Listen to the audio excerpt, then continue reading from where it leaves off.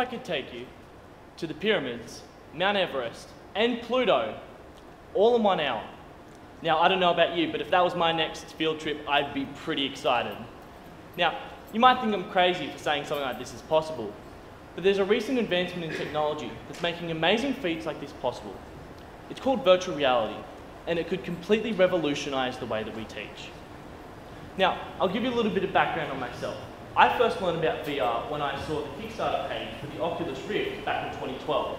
I immediately fell in love with the technology. I thought it was just the coolest thing. And I wanted to make my own apps for it, my own experiences.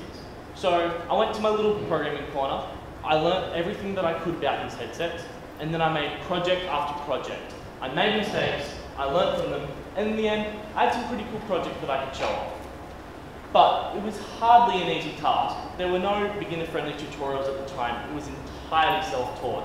So I can't imagine most students being capable of doing this sort of thing. And even then, I only got my first taste of VR 2 years ago because the technology just wasn't widely available. So in its current state, VR has two problems. It needs to be more accessible and it needs to be better understood. Now, how do we solve these problems? Well, this is where the first part of my work comes in. My goal was to make virtual reality more accessible to the students at my school and to teach them how to program for these headsets, because ultimately they're going to be the ones most impacted by these new technologies. And if we expect this to make it into the curriculum, we also need to teach them how to program for these, and we also need to teach the teachers how to program for these, because they're going to need to teach the students of tomorrow. Not an easy task. So to bring us a step closer, I've set up a virtual reality programming course at my school where students can experience virtual reality for the first time. If they're anything like me and they're super enthusiastic about this technology, I'll also be teaching them how to make their own apps for these headsets. I believe this is the first major step into bringing VR into the mainstream.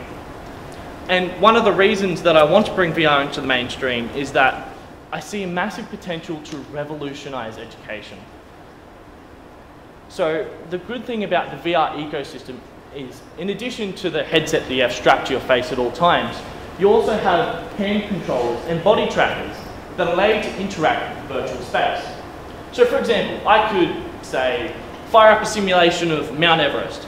I could walk around its summit, I could pick up a rock or a piece of snow or something, have a look at it, I could throw it away, I could walk somewhere else, and if I wanted to be in Times Square, boom, I'm right there. It's that easy. And this interactive approach can mean a lot of good for education, where we could actually solve the problem of needing to engage students in their lessons. Because I'm just speaking from experience, it's pretty cool to walk around a scale model of the solar system. Imagine doing that for your next physics class. That'd be pretty awesome. However, we have introduced one other problem.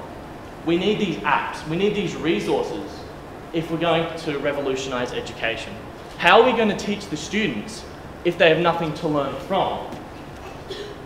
Now, this might not seem like a big problem. You probably think, some big company in Silicon Valley will probably do all this for us. But there's more reason to be concerned, because just to provide a bit of context, even the internet, this massive part of our lives nowadays, almost never got off the ground because there were no resources. There was nothing on it. People just didn't care. That may seem crazy, but that could be the fate of VR if we don't do something soon. So, how do we solve this problem, this lack of content? Well, last year, I was actually making one of my projects, and I was considering this problem. It's like, how do we fill this void of content? And then it came to me. I should create a space in my school where students can make their own projects, like I was doing just then, and then they can learn from those experiences. And that's what really changed this from a VR course to a VR club.